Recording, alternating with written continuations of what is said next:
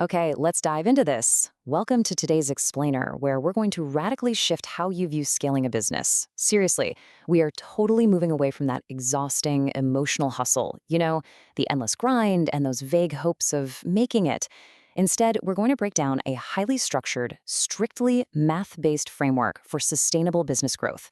From our source material today, the Revenue Ronin. If you've ever felt like your business is just kind of running you instead of you running it, well, what we're unpacking today is absolutely going to change your perspective. $20,000 a month. Look, for a lot of small business owners and service providers, that number feels like a complete pipe dream, doesn't it? It feels like this distant, magical destination wrapped up in a cloud of complex marketing tactics and, frankly, burnout. But the absolute core premise we're exploring today is that $20,000 a month is not a wish. It is literally just a math problem. And here's the beautiful thing. When you treat it like a math problem, it becomes totally solvable. Because the truth of the matter is this: math has no emotion. It really doesn't care if you're tired, it doesn't care if you're stressed out, and it definitely doesn't run on hype. The source material shares this incredible, kind of intense story about an entrepreneur who was running these punishing 60-hour weeks while actively recovering from heart surgery. I mean, talk about being trapped in the emotional hustle. But by applying this definitive, emotion-free framework, he actually named his target number live in front of his community. He built up the mental fortitude to make hitting his target inevitable, rather than just crossing his fingers and hoping for the best. Section 1. The Myth of Motivation. Weather versus climate in the endurance game. And this brilliantly illustrates the difference. Before we even touch the math, we have to completely clear a massive roadblock: relying on motivation. Think of motivation like the weather. It's super fickle, right? It's a short-term feeling. Some days it's sunny, you feel amazing, you're ready to conquer the world. Other days, it's pouring rain and you literally don't want to get out of bed. But fortitude? Fortitude is the climate. It's the underlying enduring capacity to just keep executing when that initial burst of excitement wears off and the everyday grind sets in. You simply cannot build a sustainable business on the weather. You have got to build it on the climate. So what exactly is mental fortitude? Well, it's about enduring adversity over a long period, rather than just relying on a single heroic burst of effort. 25 plus years of entrepreneurship teaches a pretty hard truth. Every single setback is really just a setup for your next move. But, and this is a big but, that is only true if you've built the crucial mental infrastructure to survive the setback long enough to actually see the setup. Most people, they train for skills or tactical maneuvers. Very, very few actively train this kind of fortitude. Section 2. Naming hidden behavioral drivers. Let's look at the childhood triangle. If fortitude is the climate we desperately need, what disrupts it? Well, analyst Chase Hughes introduces this genuinely fascinating framework called the childhood triangle. The concept is a little uncomfortable, but it's absolutely crucial. Whatever actions you took when you were, say, 8, 9, or 10 years old to feel safe, to earn rewards, or to keep your friends, those exact same behavioral drivers are likely still quietly running your adult decisions today. They're literally in the driver's seat of your business, right now, unless you consciously identify them and name them out loud. And naming those drivers is everything. Why? Because vague discomfort produces vague, completely ineffective action. The practical application here is so direct. You can't solve a revenue problem, you can't solve a pricing problem, or a positioning problem until you consciously name it using precise language and actual numbers. The Revenue Ronin philosophy insists on radical clarity before you do any tactical execution. You have to know who you are, you have to know who you serve, and you have to know your exact number. Section 3. The 20K a month math and accurate aligned actions.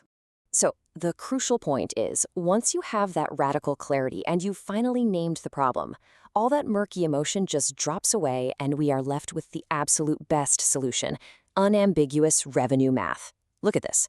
4 clients paying $5,000 a month equals $20,000. Or hey, maybe it's 4 in-person workshops at $5,000 each. That equals $20,000. That is the entire target, the whole shebang. There is zero vague aspiration here. Radical clarity removes all that emotional guesswork and hope-based planning. It is just math. And here is exactly how you operate that math. You define the exact number you need, you reverse engineer the specific exact inputs required to produce it, and then you execute those inputs every single day without letting emotional interference creep in. But listen, the math only works when your inputs are properly aligned. You have absolutely got to be talking to the right ideal customer profile.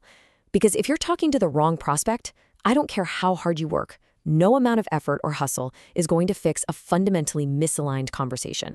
Section 4, defining true holistic success, moving way beyond just the bank account.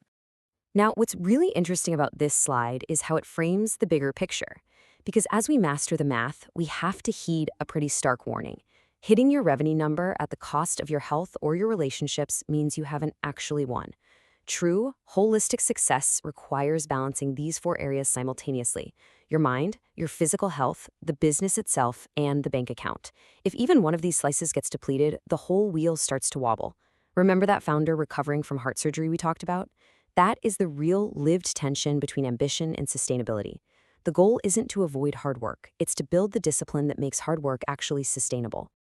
So how do we make it sustainable in actual practice? By focusing our energy where it actually moves the needle. The source shares this awesome community breakthrough story of a service provider who delivered her first full-day 9 to 4 corporate workshop for 16 regional managers. Now, she wasn't completely sure if it would land, but she tripled down on her unique abilities, and the attendees ended up applying her frameworks in real time. It was a massive success that's now becoming a totally recurring offer for her. This community story perfectly illustrates a massive strategic lesson for all of us. If you want to scale sustainably, you must focus relentlessly on just 2 or 3 core strengths. The rest of it, delegate it or completely ignore it. You execute a few things at a much, much higher level than your competitors, and you let real-world field testing validate your offers before you ever try to scale them. Section 5. Gratitude as a multiplier. Using gratitude as a psychological lever. To bring all these pieces together and actually maintain your mental infrastructure for this whole entrepreneurial endurance game, there's one final, maybe surprising strategic asset: gratitude. The text treats gratitude not just as a nice, warm, fuzzy emotion, but as a literal psychological lever. Think about it for a second. Complaining about working long hours in a comfortable, air-conditioned office totally ignores the historical reality that almost all prior generations worked under far, far harsher survival conditions.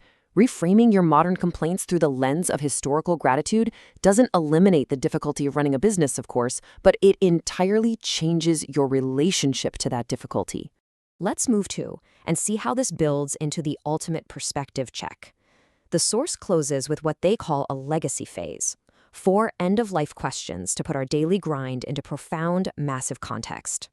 The first question we all need to ask ourselves is simply, did I live? The second question strips away all the vanity metrics, the spreadsheets, and the complex strategies. It simply asks, did I love? The third question is, did I matter? This is the one that reminds us that true holistic success ultimately goes so far beyond the balance in the bank account or the sheer size of the business. And the final legacy question, did I make a difference? The call to action for every single one of us is clear. Keep building that mind, build that body, build the business, and build the bank account. Stay healthy, stay hungry, stay humble. Do the math so you can ensure you leave a lasting, meaningful impact. And that brings us to our conclusion. Discipline, data, results. This is the math-based, emotion-free philosophy that allows entrepreneurs to endure and actually thrive in the long run, naming your roadblocks, aligning your actions, and maintaining your fortitude. So what will you build with your $20,000 math problem? Keep learning, keep executing, and we'll see you next time on The Explainer.